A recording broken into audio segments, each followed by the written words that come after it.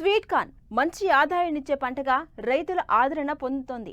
తక్కువ పెట్టుబడితో తక్కువ సమయంలోనే అధిక దిగుబడి వస్తుండటంతో చాలా మంది రైతులు ఈ పంట సాగుకు మొగ్గు చూపుతున్నారు. ప్రస్తుతం ఖరీఫ్ సీజన్ దగ్గర పట్టడంతో రైతులు సాగుకు సిద్ధమవుతున్నారు. అయితే మేలైన రకాలను ఎంచుకుని సాగులో కొద్దిపాటి మెలకువలను పాటిస్తే అధిక దిగుబడులు సాధించవచ్చని తెలియజేస్తున్నారు చింతపల్లి వ్యవసాయ పరిశోధన స్థానం శాస్త్రవేత్త సందీప్ నాయక్.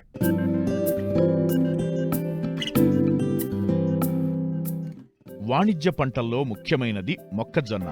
దీనిని ఆహారంగానే కాక దాణా రూపంలోనూ, పశువులకు మేతగాను, వివిధ పరిశ్రమల్లో ముడిసరుకుగాను ఉపయోగిస్తున్నారు.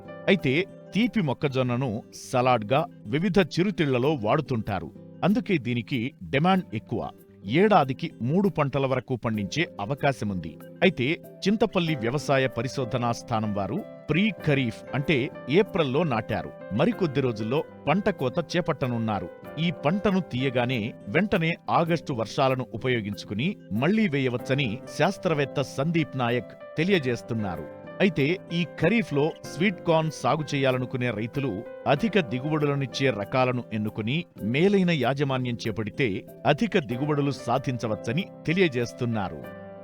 ఇక్కడ మీరు చూసినట్లయితే మనం ఇక్కడ స్వీట్ కార్న్ అంటే మాధురి అనే వెరైటీ, ఒక హైబ్రిడ్ వెరైటీ వేసున్నాము.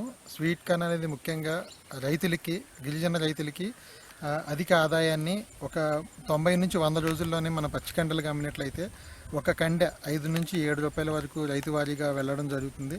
తద్వారా ఒక ఎకరానికి దాదాపు 60,000 రూపాయల నుంచి 70,000 రూపాయల ఆదాయం సమకూరుతుంది. ముఖ్యంగా మన హ్యాడ్ జోన్ అత్యంత అనుకూలం. స్వీట్ కార్న్ కానీ మొక్కజొన్న కానీ అత్యంత అనుకూలమైన పంట.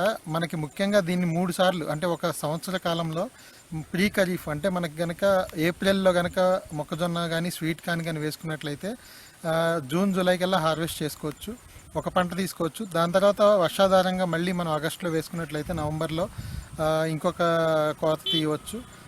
దాని తర్వాత జనవరిలో కూడా వేసుకునే నీటి సదుపాయం కనుక ఉన్నట్లయితే రైతు వారీగా వేసుకోవచ్చండి. మనకి మొక్కజొన్న ఈ మన హై ఆల్టిట్యూడ్ ట్రైబల్ జోన్లో 12,000 హెక్టార్లు ఏరియా ఉండేది. ఇప్పుడు దాదాపు 8,000 హెక్టార్లకి తగ్గిపోయింది. ముఖ్యంగా దీనికి కారణం కాండం తొలుచు పురుగు. కాండం తొలుచు పురుగు అనేది మనకి ఎక్కువగా ఇక్కడ మొక్కజొన్నలో గత 5 సంవత్సరాలుగా మనం గమనించడం జరుగుతుంది. దానికి సంబంధించిన యాజమాన్యం కూడా మనకి విత్తన శుద్ధి, ఇమిడాక్లోప్రిడ్ అనే మందుతో విత్తన శుద్ధి చేసుకోవచ్చు.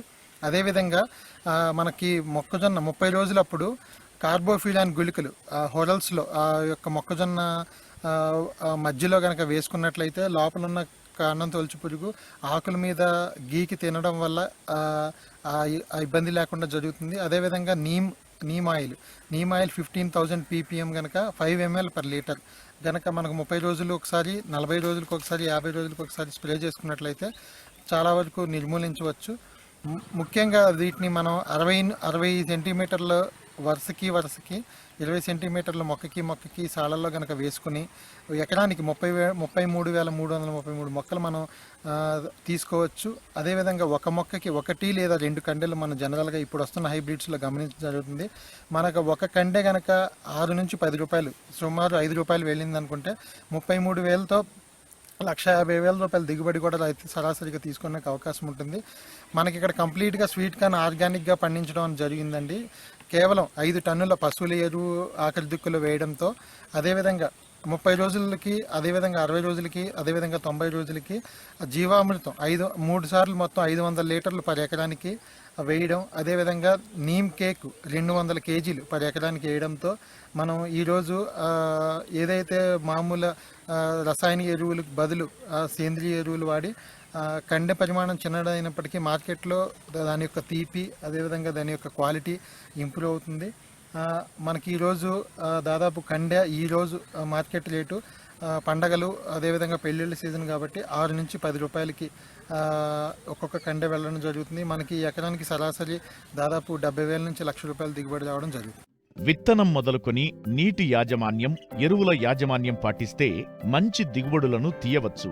అంతేకాకుండా మార్కెట్కు అనుగుణంగా ప్రణాళికాబద్ధంగా సాగు చేయడం వలన నిరంతరంగా పంట దిగుబడులు వచ్చి మార్కెట్లో ఒకసారి కాకపోయినా మరోసారి మంచి ధర లభించే అవకాశముంది.